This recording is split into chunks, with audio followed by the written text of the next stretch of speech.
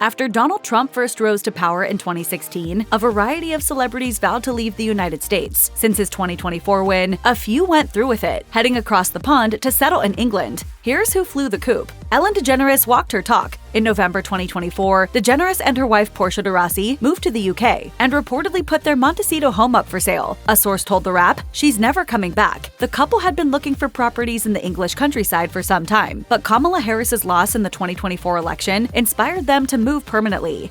The outcome of this election is not what we wanted, not what we fought for.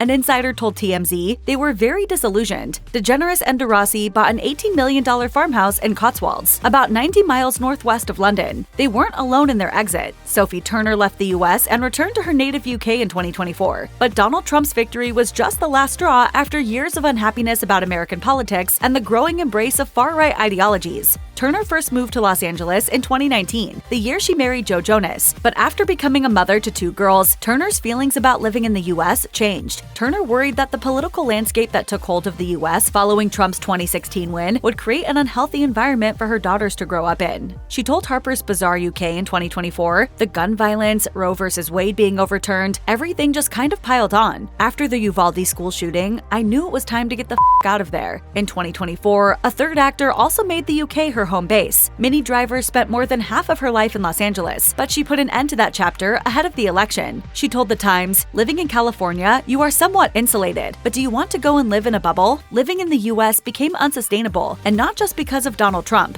For her, it was the support of what he represents that weighed heavy. She went on, the revelation of the 70 million people who really quite like a bit of a racist attitude and non-existent immigration policies and dismantling the environmental agencies. And they were always there. They weren't created by him. He's just a symptom, and now they've got a mascot. And we will make America great again.